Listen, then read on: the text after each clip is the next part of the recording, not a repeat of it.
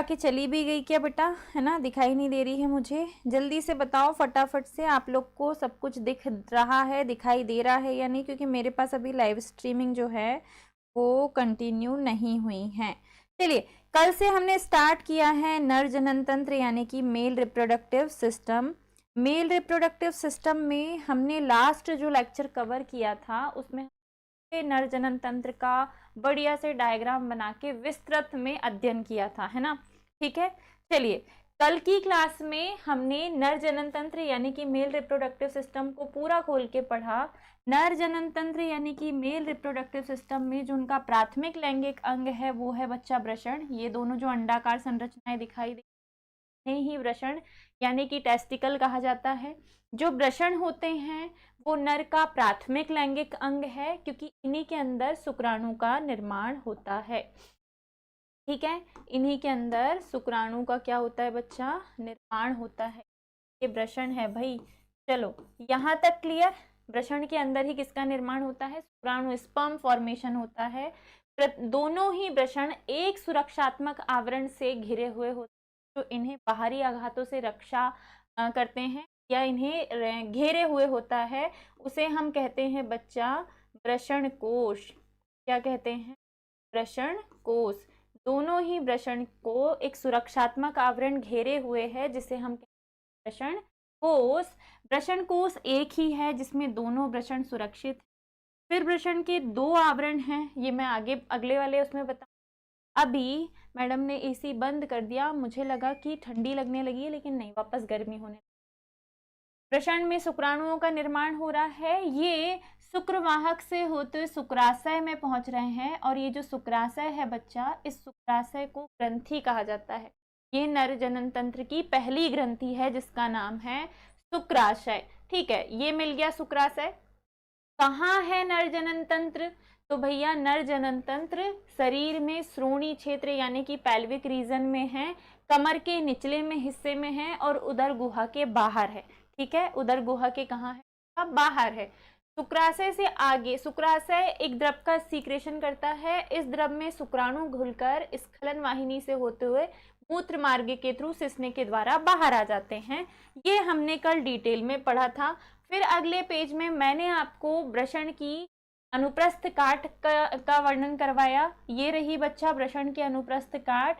वृषण जो है सबसे बाहर वृषण कोश से घिरा हुआ है जिसे हम स्क्रोटम कहते हैं।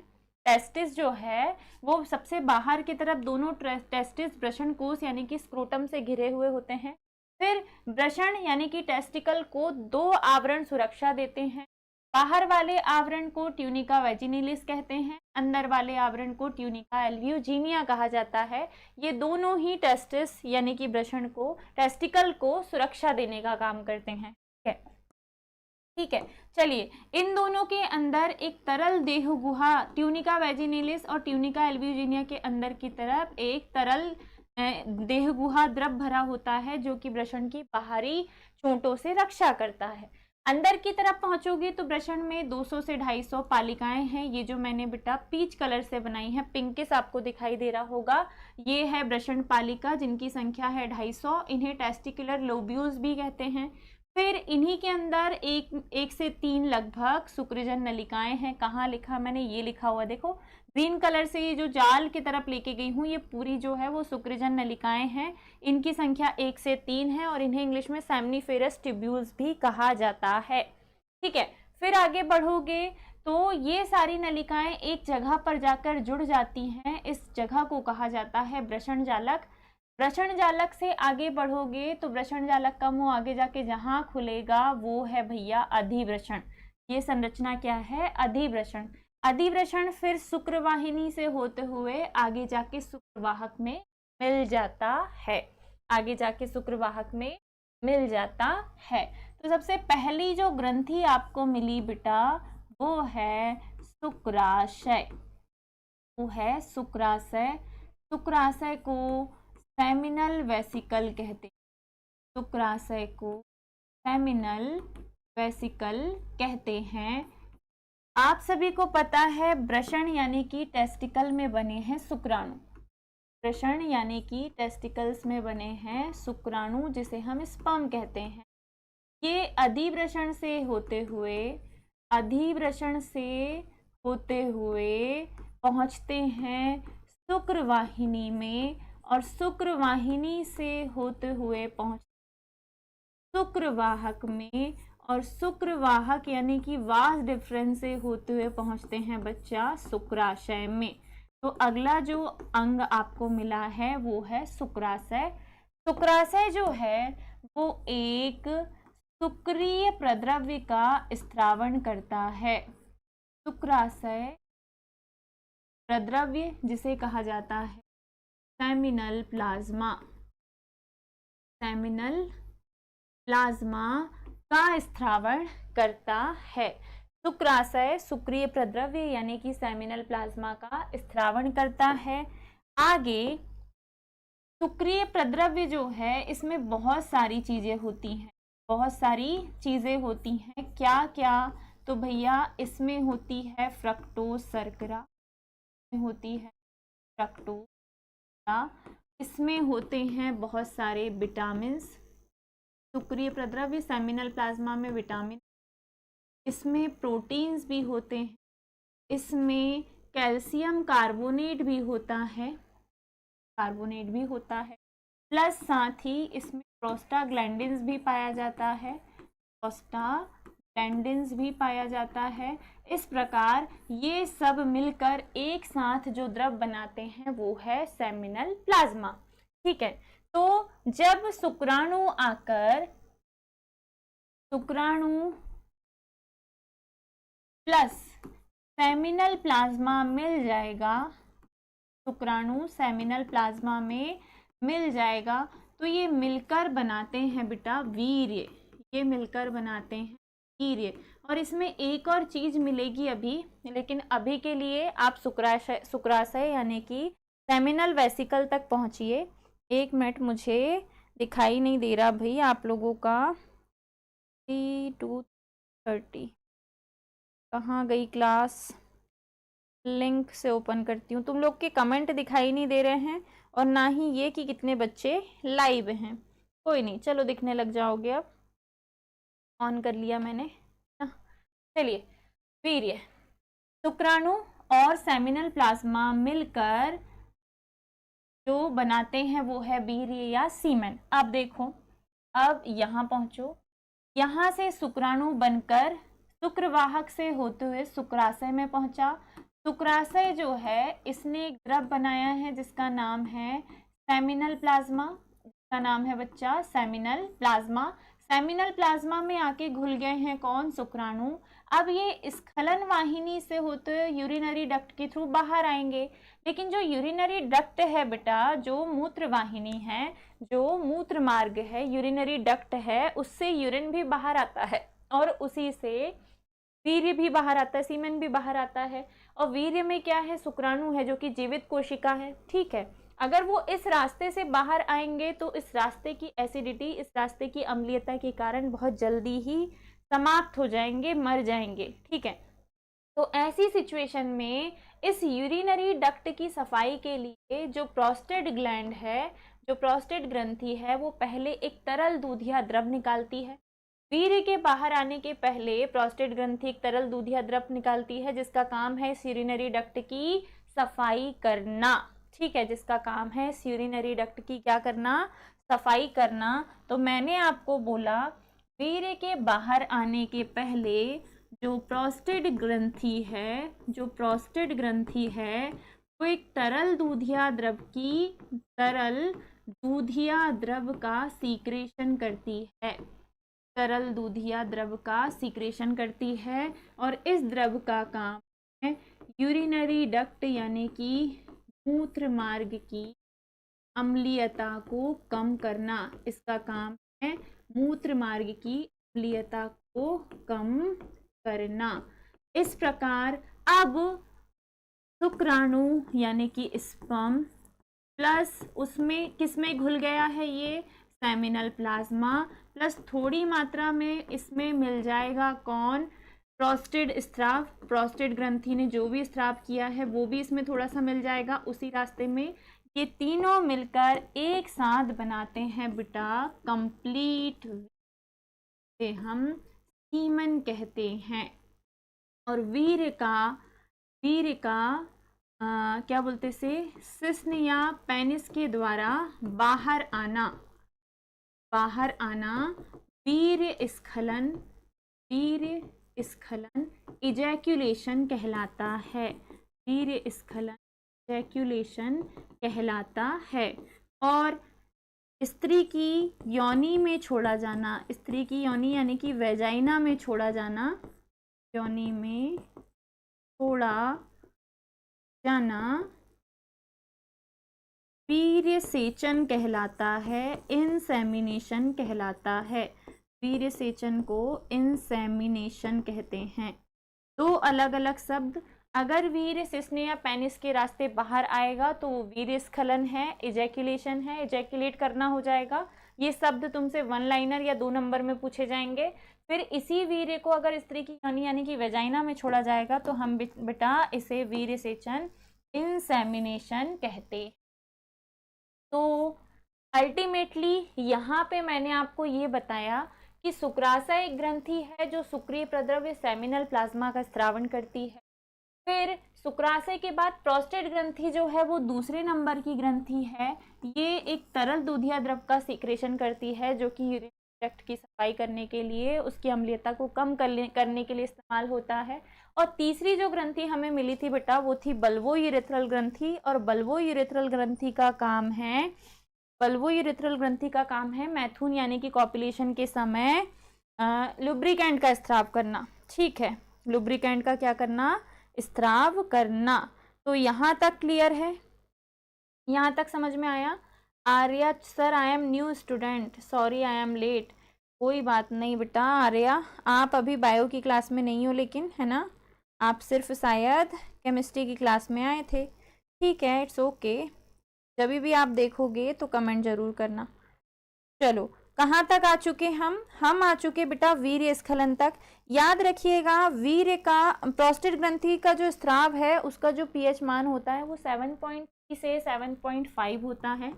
इसका जो पीएच मान होता है 7.3 से 7.5 होता है। और एक बार में जो वीर्य बाहर आता है, एक बार में जो वीर्य बाहर आता है उसकी जो मात्रा होती है वो 3 से 3.5 ml होती है। एक बार में जो वीर्य बाहर आता है उसकी मात्रा 3 से 3.5 ml होती है, जिसमें 20 से 30 करोड़ शुक्राणु होते हैं।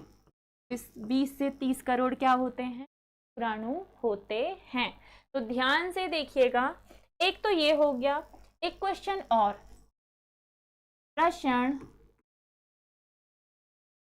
उदर गुहा के बाहर स्थित होता है क्यों?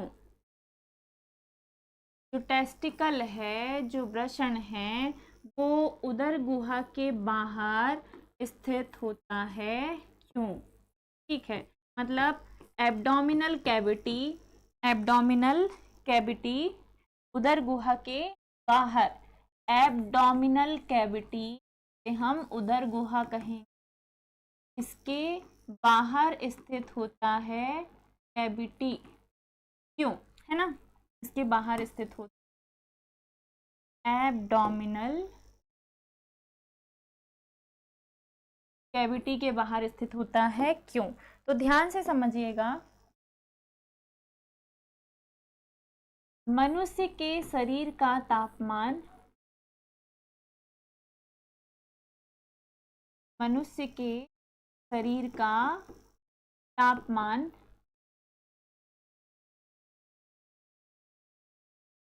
लगभग 37.5 डिग्री सेल्सियस है। ह्यूमन बॉडी टेम्परेचर जो है वो लगभग, ठीक है, चलो पहले इसे रिपीट करते हैं हम। शुक्राशय यानी कि सेमिनल वेसिकल एक ग्रंथि है जिसका काम है शुक्रीय प्रद्रव्य यानी कि सेमिनल प्लाज्मा का सीक्रेशन करना। शुक्राशय एक ग्रंथि है और ये निकाल रही है सेमिनल प्लाज्मा। अब इस सेमिनल प्लाज्मा में क्या क्या है भाई, तो सेमिनल प्लाज्मा में होती है बच्चा फ्रक्टोज शर्करा। ये मेल बॉडी में सिर्फ और सिर्फ वृषण के अंदर ही बनती है, वो भी शुक्राशय में, ठीक है। फ्रक्टोज शर्करा के साथ साथ कुछ विटामिन होते हैं, प्रोटीन्स होते हैं, कैल्शियम कार्बोनेट होता है, प्रोस्टाग्लैंडिन्स होता है, ये सब पाए जाते हैं सेमिनल प्लाज्मा में। और इसी में आके स्पर्म जब घुल जाएगा तो दोनों मिलकर एक साथ बना लेंगे वीर्य यानी कि सीमेन। फिर साथ ही एक और ग्रंथि है बेटा प्रोस्टेट ग्रंथि। प्रोस्टेट ग्रंथि का काम है तरल दूधिया द्रव यानी कि व्हाइट लिक्विड जो होता है, जो कि मिल्की होता है, उसका सीक्रेशन करना। और इसका काम होता है यूरिनरी डक्ट की एसिडिटी को कम करना, उसकी अम्लीयता को कम करना। और इसका जो पीएच मान होता है वो 7.3 से 7.5 के बीच होता है। किसका? प्रोस्टेट ग्रंथि के स्राव का। फिर आगे मैंने आपको बताया कि जब इस स्पर्म और इस सेमिनल प्लाज्मा के साथ प्रोस्टेट स्राव भी जुड़ जाएगा तो ये एक साथ कंप्लीट वीर्य यानी कि सीमेन बना लेंगे। और एक बार के स्खलन में, एक बार के वीर्य स्खलन में बाहर आने वाले वीर्य की मात्रा 3 से 3.5 ml होती है, 3 to 3.5 ml होती है। और इसमें लगभग 20 to 30 करोड़ स्पर्म्स होते हैं। और वीर्य सिस्न या पेनिस के रास्ते जब बाहर आता है तो हम इसे इजैकुलेशन यानी कि वीर्य स्खलन कहते हैं। और जब यही स्त्री की योनि में छोड़ा जाता है तब हम इसे वीर्य सेचन इंसेमिनेशन कहते हैं। फिर आगे बेटा हमने समझा है कि वृषण उदर गुहा के बाहर होता है भैया, क्यों? तो जो एब्डोमिनल कैविटी होती है, मतलब हमारे शरीर का निचला हिस्सा, पूरे ही शरीर का जो तापमान है वो लगभग 37.5 डिग्री सेल्सियस है। लेकिन शुक्राणु जनन की प्रक्रिया जो है, जिसे हम कहते हैं बेटा स्पर्मेटोजेनेसिस, जिसके द्वारा स्पर्म फॉर्मेशन हो रहा है, की प्रक्रिया के लिए, शुक्राणु जनन की प्रक्रिया के लिए 2 से 2.5 डिग्री सेल्सियस कम तापमान की आवश्यकता होती है। शरीर के तापमान से इतने कम तापमान की आवश्यकता होती है। यही रीजन है कि वृषण यानी कि टेस्टिस जो है वो उदर गुहा के बाहर होता है, शरीर के थोड़ा सा बाहर होता है, क्योंकि इसका तापमान, जो टेस्टिकल्स होते हैं इनका तापमान हमारी बॉडी के तापमान से 2 से 2.5 डिग्री सेल्सियस तक कम होना चाहिए। इतना कम होगा तभी स्पर्मेटोजेनेसिस, तभी शुक्राणु का निर्माण होगा। अगर इससे ज्यादा हुआ या इतना ही हो गया या ये उदर गुहा के अंदर रहा तो इस स्थिति में बेटा क्या बोलते से किनका, स्पर्म्स का निर्माण नहीं होगा। तो एक ये क्वेश्चन हो गया। यहाँ से हमने समझा है नर जनन तंत्र। नर जनन तंत्र में जो वृषण है वो नर का प्राथमिक लैंगिक अंग है। वृषण के अंदर उपस्थित वृषण पालिकाएं जो हैं, जिनके अंदर शुक्राणु का निर्माण होता है, इनकी संख्या है 250 वृषण पालिका में एक एक करके शुक्रजन नलिका है। और शुक्रजन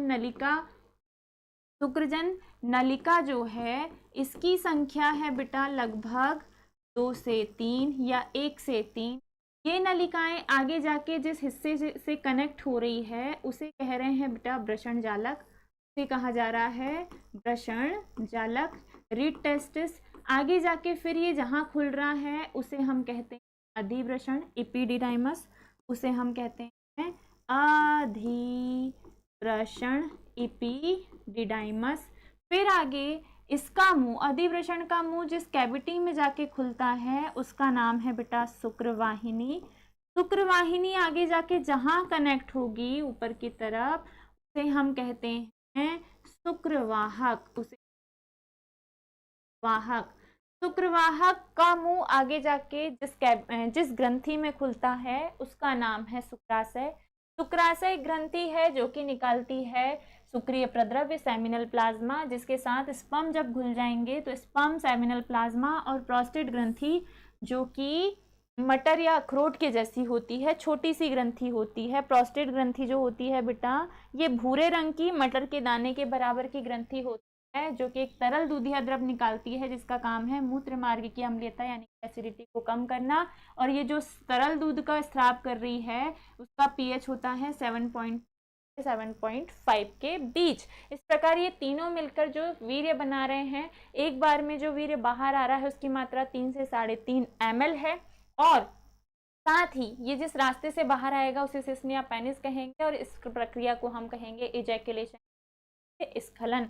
तो यहाँ पे आके आपका कंप्लीट बेटा मेल रिप्रोडक्टिव सिस्टम यानी कि नर जनन तंत्र हो जाता है समाप्त। आपसे पूछेगा वीर्य क्या है, इसके बारे में आप 2 लाइनें लिखिए, मतलब 2 नंबर का क्वेश्चन आएगा कि वीर्य को समझाओ, तो आपको वीर्य लिखना पड़ेगा। आपसे पूछेगा सेमिनल प्लाज्मा क्या है, इसके संगठक तत्वों के नाम लिखिए, तो आपको ये सब लिखना है। सेमिनल प्लाज्मा का स्त्राव कौन कर रहा है, शुक्राशय। आपसे पूछेगा वृषण जो है वो उदर गुहा के बाहर होता है, क्यों, तो आपको बताना पड़ेगा कि भैया बॉडी टेम्परेचर से कम टेम्परेचर चाहिए, है ना, बॉडी टेम्परेचर से 2 से 2.5 डिग्री सेल्सियस तक कम तापमान चाहिए, तभी जाके शुक्राणु यानी कि स्पर्म्स का निर्माण होता है। अगर इससे ज़्यादा तापमान रहेगा तो स्पर्म फॉर्मेशन नहीं होगा। एक और ग्रंथि जो आपको मिली थी, चलो मैं तीनों ही एक साथ लिख रही हूँ, नर जनन तंत्र की ग्रंथियां कौन कौन सी हैं भैया ग्रंथियां, नर जनन तंत्र की ग्रंथियां। पहले नंबर पे है बेटा शुक्राशय और इसका काम है सेमिनल प्लाज्मा का स्त्राव करना, सेमिनल प्लाज्मा का स्रावण। दूसरे नंबर पे है प्रोस्टेट ग्रंथि, ग्रंथि ये भूरे रंग की है, इसका काम है तरल दूधिया द्रव का स्राव करना, इसका काम है तरल दूधिया द्रव का स्राव करना, जो कि मूत्र मार्ग की अम्लीयता को कम करता है। तीसरे नंबर पे है बेटा बल्वोयूरेथ्रल ग्रंथि, जिसे कंद मूत्र पथ ग्रंथि के नाम से भी जाना जाता है। इसका काम है स्नेहक यानी कि लुब्रिकेंट का स्त्राव करना, जो कि कॉपुलेशन के लिए जरूरी है। लुब्रिकेंट का स्त्राव करना जो कि कॉपुलेशन के लिए जरूरी है। डन, ठीक है, यहाँ तक आ गए हमने नर जनन तंत्र की सारी ग्रंथियां देख ली, सारी ग्रंथियों के बारे में समझ लिया।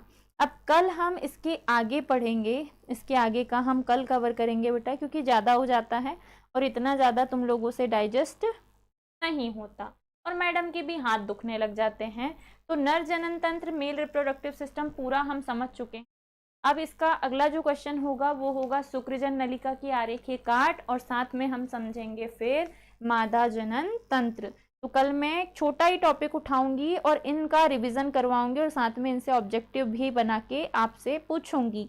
तो कल की क्लास में जरा ध्यान से पढ़ के आइएगा, है ना, पढ़ के आना है आप लोगों को, बढ़िया से रिवीजन करना है। आपको सारी ग्रंथियों के बारे में पढ़ना है, वृषण उदर गुहा के बाहर स्थित होता है क्यों, नर जनन तंत्र के सारे अंग के बारे में पढ़ना है, सभी का काम, वीर्य क्या होता है, इसकी मात्रा कितनी होती है, फिर वृषण जो है उसकी अनुप्रस्थ काट आपको पूरी बना के देखनी है। ये बना लोगे तो आपको नर जनन तंत्र का नामांकित चित्र बना के पूरा कंप्लीट इसके बारे में समझना है। मैं पढ़ा चुकी हूँ पूरा, और यहाँ पे आके जो मेल रिप्रोडक्टिव सिस्टम है बेटा वो हो जाता है समाप्त, है ना। ऑनलाइन में एक बड़ा टॉपिक बहुत कम समय में समाप्त हो जाता है, क्योंकि यहाँ कंटिन्यू पढ़ाते हैं। ऑफलाइन में इसी एक चैप्टर को पढ़ाने में मुझे 5 दिन लग जाते हैं। नर जनन तंत्र यानी कि ये जो मेल रिप्रोडक्टिव सिस्टम है बेटा, इसी को पढ़ाने में मुझे लगभग 4 से 5 दिन लग जाते हैं। लोग लकी हो, है ना, कि तुम लोग मेरे से ऑनलाइन पढ़ रहे हो, नहीं तो एक ही चीज़ को कम से कम 5 दिन झेलना पड़ता और आप लोग बोर हो जाते। तो चलिए रिवीजन करके आइएगा, कल हम इसका थोड़ा सा Q&A रखेंगे, साथ ही हम पढ़ेंगे कल शुक्रजन नलिका की आरेखीय काट। तो यहीं पे आपसे विदा लेते हैं, और कोई अगर डाउट रहे तो रेगुलर क्लास में आओ, तभी आप पूछ पाओगे, बाद में कमेंट भी करोगे तो कुछ समझ में नहीं आएगा। अगर आप क्लास में हो, क्लास में पूछ रहे हो, डाउट्स अगर आप पूछोगे बेझिझक तो मैं बताऊंगी, है ना।